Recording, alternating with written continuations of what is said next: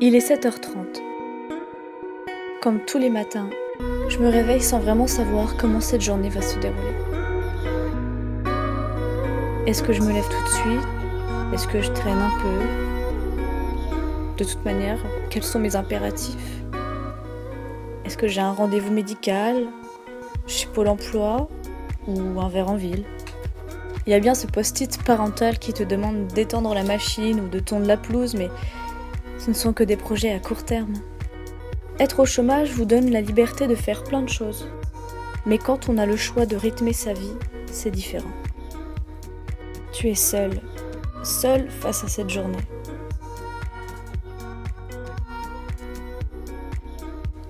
Il est vrai que cette situation fait de moi quelqu'un de libre.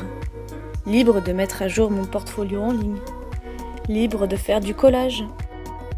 Libre de courir le matin, libre de faire des vidéos sur YouTube. Libre d'être présente pour mes amis, d'être présente sur les réseaux sociaux et gérer au mieux ma e-réputation. Libre d'aller au cinéma et voir le dernier Xavier Dolan un dimanche soir sans me dire que demain la semaine commence. Car pour moi, la semaine n'a ni début ni fin. Être au chômage, c'est avoir en face de nous un conseiller Pôle emploi qui dénigre votre CV parce qu'il n'est pas classique. C'est lui expliquer que le métier auquel je veux prétendre me donne la possibilité d'être différente et que je me dois de l'être aussi car la concurrence est rude mais ne pas se sentir écoutée pour autant. C'est exposer à cette même personne un projet de formation en web design et se faire entendre dire qu'il faut pousser les recherches et jouir déjà de ses acquis, que c'est déjà bien, que j'ai les compétences pour me lancer sur le marché du travail. Être au chômage, c'est comprendre que tout n'est que chiffres et pourcentages. C'est mettre les pieds dans un monde qui n'est pas couvert par un statut d'étudiant.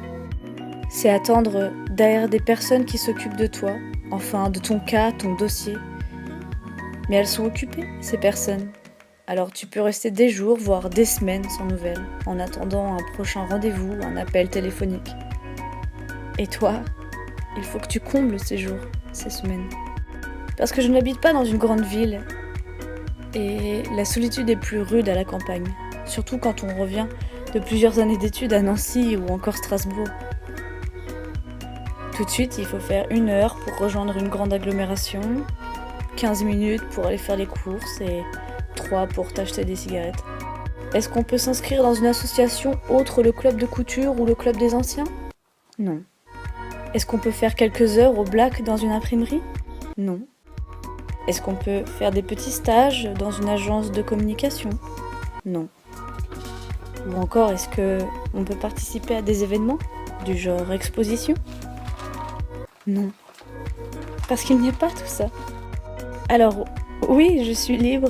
J'ai du temps pour aller à Paris, pour sortir le week-end, pour aller à la plage, pour être avec ma famille, mes amis, pour être bénévole à la médiathèque aussi, pourquoi pas, après tout. S'il n'y a pas d'expo, pourquoi ne pas la faire soi-même?